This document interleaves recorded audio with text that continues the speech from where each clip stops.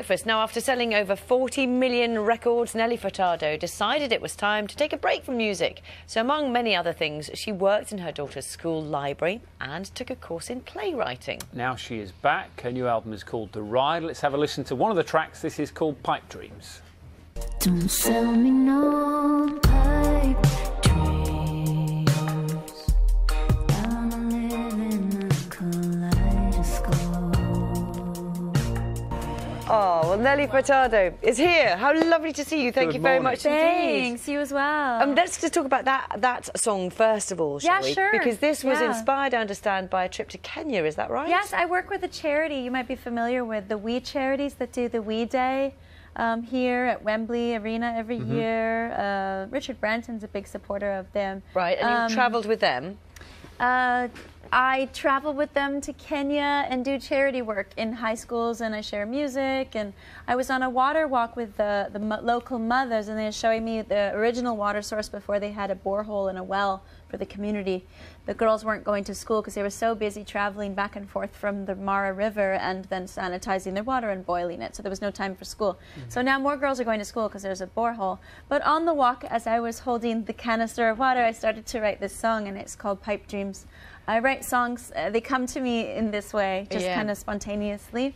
What, in terms of the break, I mean, that was one of the things you were doing, but other things as well. So what was it that inspired you to think, do you know what, I just want to leave this business behind for a while and go and do other things, like work in your daughter's library and go and work in a friend's shop? Yeah, totally, yeah. Friend's vinyl shop, my daughter's school library, whatever it was, just to keep myself busy and to, I guess, reinvigorate myself creatively. Because, I mean, I started off writing songs as a chambermaid cleaning hotel rooms. So I started cleaning my own apartment again and kind of like, because I wanted to get back to the simplicity, because clearly when you travel and you tour, life gets busy, and you get away from really why you started in the first place. So that's kind of where I went the last few what years. do people make of it when they see, you know, they turn up to buy a record and you're selling it? Yeah. This is your record. Yeah. There's a shop here, it's called Cosmos, and I worked at Cosmos in Toronto because it brought me so much joy. It's my friend's shop, and what better than just sit around listening to like a Minnie Riperton album or Aretha Franklin or something. Did they recognize you when they came into the shop? Yeah, one day there was this bride and groom came in to take their wedding photos in the record shop. Right. And she was really confused when she saw me at the till, and I was like checking out people's records. It was really funny, but it brought me so much joy. I'm sure. So much happiness. Yeah. Has it changed then your perspective on and maybe the sort of music that you're now writing? And can you notice that yourself?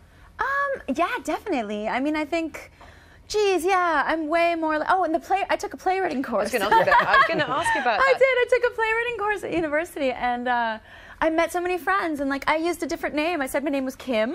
Nobody recognized me because they're all so concerned with their own plays, because it's terrifying reading your plays in front of anyone. Cool. So nobody recognized me, and it was wonderful because they really just judged the work rather than, you know. And how was that? Because you work with words anyway, so playwriting is not completely out of it. It's not, and I started writing this album just as I was taking the course, so it really, I think, enhanced the lyrics. I think it made me be a little more poignant in the moment in the songs.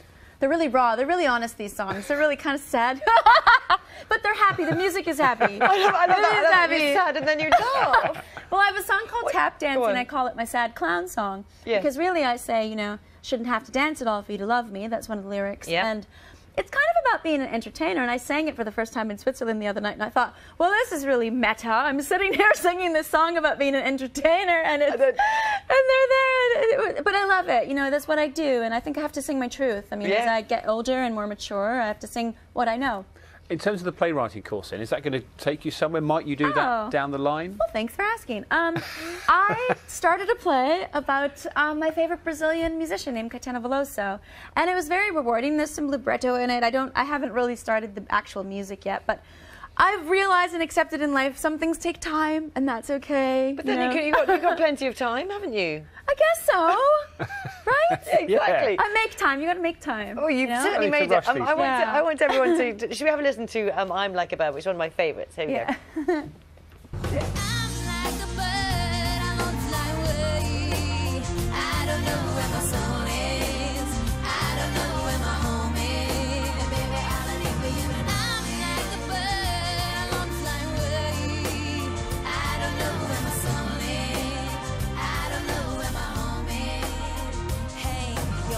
In me brings me to tears.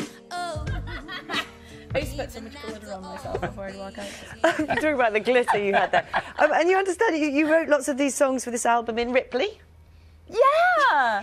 I started this album in Ripley. So how did that come about? Okay, because there's these lovely guys that work out there, Mark Taylor and Paul Barry, who co-wrote Let It Go with James Bay. Great writers, great writers. And I'd worked on Broken Strings, a James Morrison track with Mark Taylor in the past. So he invited me out. Here I am at this bed and breakfast right on the main, I guess you call it the high road, or what do you call it? High street. And in Ripley.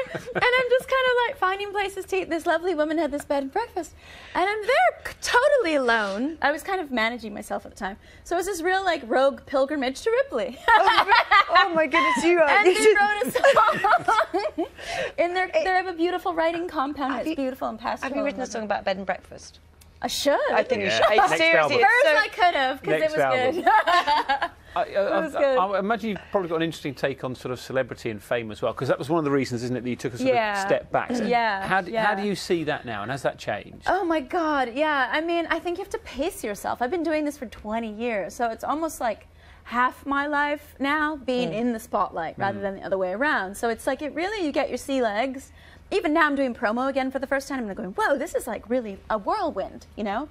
But you just have to find private time. You just have to create that separation between the public and private life. Yes, and I'm about to do exactly the opposite and ask you about your daughter. That's now. okay. So, That's okay. You're a mum, so. Yeah. So looking at her, sort of, would you recommend that young people went into your industry? What do you feel about it I now? always say try to write songs so you know who you are. Right. Even if you don't use them, know what you want to say to the world. Try to stay positive and don't listen to the peanut gallery. Don't listen to too many people. Just a few trusted people who know what they're talking about. Don't listen to the peanut gallery. Oh no, you just, I mean, I wasn't feeling bad anyway, but you've just really cheered me up. Thank you. Thank you so much. Blouse. Yeah, that's why we're with us. There you go. It was on purpose. Nelly Furtado's album is called The Ride. I don't know if in your time in the UK, did you ever catch up with University Challenge? It's a popular quiz programme here. Oh my gosh, no. Okay, well, just stay with us. You'll understand in a minute. Here.